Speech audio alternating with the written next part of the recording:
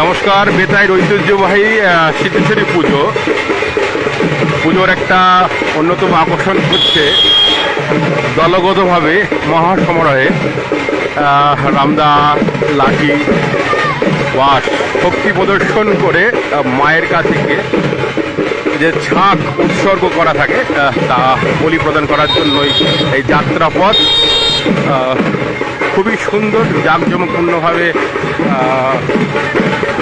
যাওয়া, যেটা একটা ঐতিহ্য চলে আসছে বেতাই সিদ্ধেশ্বরী মন্দিরে। তবে এই মন্দিরের আরও একটা ঐতিহাসিক কাহিনী রয়েছে।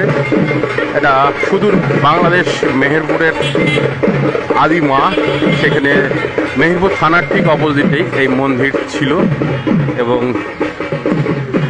সেই মন্দির কালক্রমে যে রাইটটা হয় পাকিস্তান,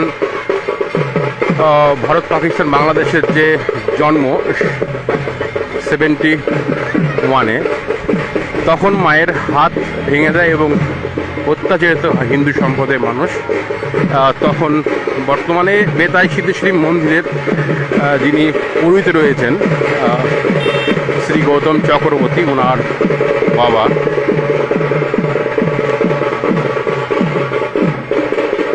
ওই ঠাকুরের ঠাকুরের মেহেরপুর থেকে ঠাকুরের ঘট মাথায় করে নিয়ে এখানে পালিয়ে আসে প্রাণ ভয়ে, মানে মুসলিমদের অত্যাচারে। দেশ ভাগ হয়ে যাওয়ার পর বাংলা যখন দুটো ভাগে বিভক্ত হয়ে যায়, বাংলাদেশ মানে পূর্ব বাংলাদেশ আর এদিকে পশ্চিমবঙ্গ, এর উৎপত্তি হিসাবেই দেশভাগের জ্বালা যন্ত্রণা তো আমরা কম বেশি শুনেছি দাদু বাবার মুখে। সেই জ্বালা যন্ত্রণার মধ্য দিয়ে মন্দির পুনরায় স্থাপিত হয় বেতাই বাজার বাসস্ট্যান্ড সংলগ্ন মুলিবাসের চালা করে। পরবর্তীতে এই মন্দির পাকা রূপ ধারণ করে এবং সেই একই ঐতিহ্য রয়েছে। সেই পুজোর আজকে ঠিক একইভাবে বাংলাদেশে আজকের দিনেও পুজো হয়। আমি বাংলাদেশে মেহেরপুরে গিয়েছিলাম ওই ঠাকুর দর্শন করতে।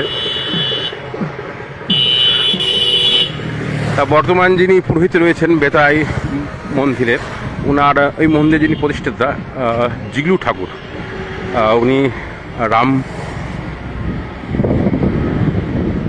কৃষ্ণর মতনই দেখতে, খানিকটা কালী সাধক যেরকম ছিলেন আর কি।